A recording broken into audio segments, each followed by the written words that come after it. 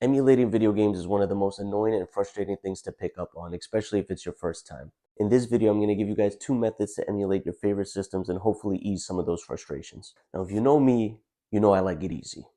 How easy, you ask? Hey, my name is Ninip. No, but really, emulation could be a deep rabbit hole, and sometimes the most difficult part is getting started. Today, I'm going to show you guys 2 softwares that you could emulate on both the ROG Ally and then the Legion Go. The first one is called Retrobat, and it's a free software you could download. The second one is EmuDeck, which currently does have a subscription fee. It's like $3.50 to their Patreon. It's an early access, so by the end of the year it should be free, but currently you will have to pay to use it. In this video, I'm really going to focus on installing and getting the games up and running. You know, both these softwares have a lot of customizability, a lot of features. I mean, we could spend hours going through all of that, but in this video specifically, I just want to focus on getting your games up and running. Before we get started, I do want to talk about BIOS and ROMs files. It seems like this is where people have the most trouble, and it apparently is a forbidden sin on YouTube to talk about these things. I don't know why. I don't know who's watching. I don't know who's listening. I don't know if they got some kind of assassin watching that's ready to pounce as soon as you give the direct website. Say it. Say it. Say it. But for my safety, I'm not going to be able to give you guys the direct website. But you know how Dumbledore said, at Hogwarts, help is given to those who ask? Well, that's Google, okay? All you got to do is type in BIOS and the system that you want to use, and I guarantee the first 3 links, you're going to find what you need, okay? Same with the ROMs. Type in ROMs for Switch, type in ROMs for 3DS, you name it, it's going to pop up. Within those first 3 links, you're going to be able to find the game, okay? So don't make it more difficult than it is. I know it's annoying.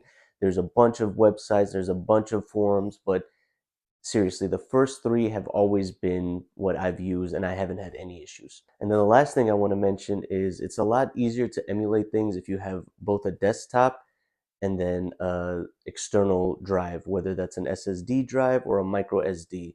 And the reason I say that, you could download these things on your computer and then put them on this drive, and then you could build your collection on that drive.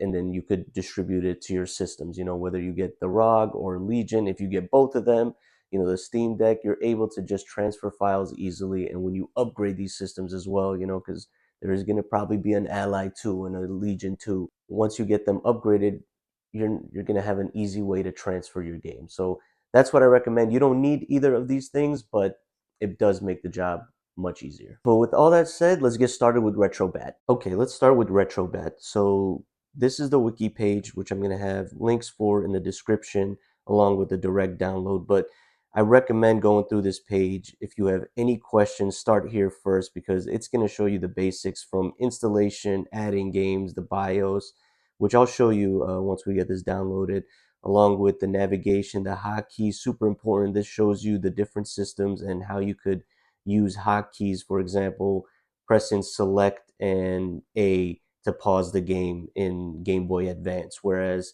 you know, maybe in PlayStation 2 it's select and right trigger. So these hotkeys and navigation keys will show you each system and what their hotkeys are. And then you also have the options, configuration, as well as the supported game systems. Here you can look at all the consoles they have, and they actually do have more than this, but these are the general ones that will require a little more work. For example, you know, the Nintendo systems, it will let you know, let's say you want to do the N64. For this one, your game's location is going to be an N64. That's where you're going to put all your ROMs. And then for N64 specifically, no BIOS is needed to run games, which is nice. And a lot of these do not require a BIOS, actually, which is why I've chosen these 2 softwares, because they do make it easy. Although this GameCube one has some BIOS, as you could see, they're not mandatory to launch games, and I haven't added any BIOS to GameCube and my games were launching. Switch is a little more difficult to emulate. I don't necessarily recommend using Retrobat. It's just an extra step you have to take to emulate Switch, which I feel like EmuDeck makes it a lot easier. So installation is super simple. You just come to their website. You're going to click download, and then, you know, it's going to show you all the features and things of that nature. And you're just going to click download now. Now, they do take donations, but if you're a cheap ass like myself, you just say no thanks, take me to the download, okay? And then you click on the most recent download right here, and it's going to walk you through the prompts. It's like anything you've ever installed on Windows. You're just going to click next, and then right here, your destination folder, if you have an SD card, you could choose to move it into there or keep it on your internal drive. And then I usually create a desktop shortcut. So I already have this installed, so we'll jump straight into Retrobat. Okay, now that it's installed, I would open up the location that you saved it. So in this case, I saved it on the actual internal hard drive. You could see Retrobat. So this is where your BIOS and your ROMs are going to be located, and this is where you're going to need to transfer them to. Those are the two files that you're going to focus on the most. Now, I do have an external SSD drive connected, so I would either connect that, or if you're going to download them directly into your system, make sure you just create folders for them so you could easily navigate. So I have the SSD on the right side, and then I have the Retrobat files on the left side, so it makes it super easy to transfer files. You simply go into the BIOS. We'll go with Dreamcast, and then here's my SSD. I go BIOS, Dreamcast, and then I have these two. I'm just gonna copy and then come here and we'll paste. Okay, so now my BIOS is in the system, and then same thing goes for ROMs. I'm gonna back out both folders. I'll go into ROMs here. We'll find Dreamcast, and then I have ROMs here. We'll go Dreamcast, and just to speed things up, I'm gonna move one file over. Again, I want to copy just because I don't want to take them off of my SSD. And then your games should be copied over. And you're going to do that with all your ROMs. You know, you have your Game Boy, you'll find GB right here, Game Boy Advance, Game Boy Color. It goes all the way PS2, PS3. You've got a bunch of systems in here, and you're just going to transfer them into their folders. And if you need to know specifically what folders to use, if it's not, as easy as PS3, PSP, obviously you know what these are for. But if you're genuinely having trouble finding the system you need, just go onto their wiki and it'll let you know. So once you've transferred your BIOS and your ROMs, you're going to open up Retrobat, and then all of this is customizable. This opening screen, you could change it. It changes actually every time you open it. I think it's got like 3 presets that'll go through. But again, it's super customizable. It should open up into Emulation Station, which is my favorite because it just makes navigation super easy and I'm able to jump in games right away. Like we just transferred over the Dreamcast. I'll use that as an example. So here it is. I transferred one game, Crazy Taxi. I should be able to jump in. It says that it has missing BIOS, but according to the website, it's not mandatory. So we're going to launch it anyway. And just like that, we are up and running, playing our favorite video games. And then when you want to exit out of these games, you simply just press select and start at the same time. It's going to back out into Emulation Station. Again, it's got a lot of customization, whether it's controller settings or your aspect ratio, the way you want the video games to look. So we're not going to get too deep into that, but I just wanted to show how easy it is to get this thing downloaded and up and running. Hey, sorry to startle you there, but if you are enjoying the content, be sure you subscribe and hit me with a like. And if you don't like it and you hate my face, let me know. Maybe I could work on changing it or something. Thanks. Okay, next up is EmuDeck. Now, their website has a lot more information. Basically, they have a bunch of installation guides on there and easy ways to walk you through. But essentially, you're going to click download and you're going to want to come to the Windows side. And as you can see, you need to become a Patreon in order to access EmuDeck for Windows. You can see they have 3 tiers, but I believe you need this one at minimum to access the early access. So I'm going to go ahead and log in, and then I'll show you how to get it downloaded. Okay, once you're a member, you'll come across this page. I'll show you how to install here. I should have mentioned it does say don't use Edge, so make sure you're using a different browser. I'm using Google Chrome, so click on the link. It's going to download. Windows Defender is going to try to protect you. Just click more info, and then you're going to run it anyway. I'm basically going to say yes to every prompt here. If you have anything that needs to be updated here, I would get it updated. I should be all updated, so I'm just going to click on the screen and then click enter.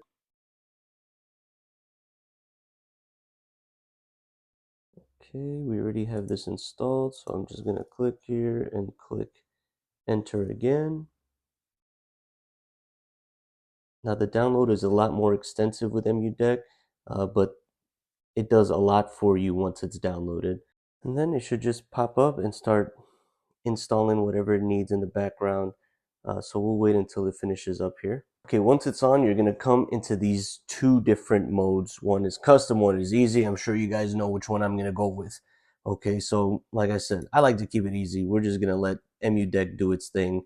It's got good presets already. All the customization that it already integrates into it, I've been okay with since using it. So I'm not gonna do anything custom. So this I want it to be on the internal drive. If you have an SSD, this is where you could, not an SSD, a micro SD, this is where you could choose to have it download into there if you want to keep all your ROMs on your SD card, which I do recommend. But in this case, I'm just going to do it on the internal just so we could get it done with. So it does have our devices, as you can see here, the Ally or the Legion Go. And then if you have a Windows PC or a different handheld, you could always go that route as well.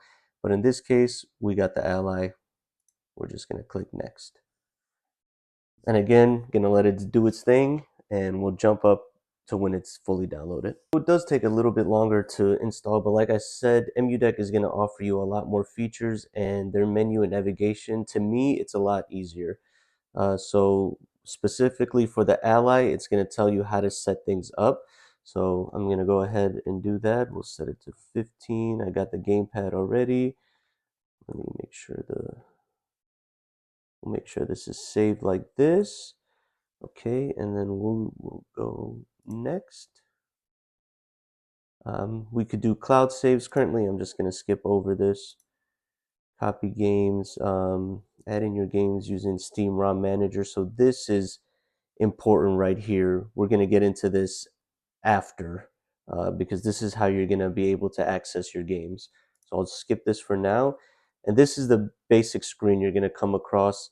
The cool thing about EmuDeck is anytime there's updates, you're just going to open up EmuDeck. So I'll show you. You're just going to open up EmuDeck here.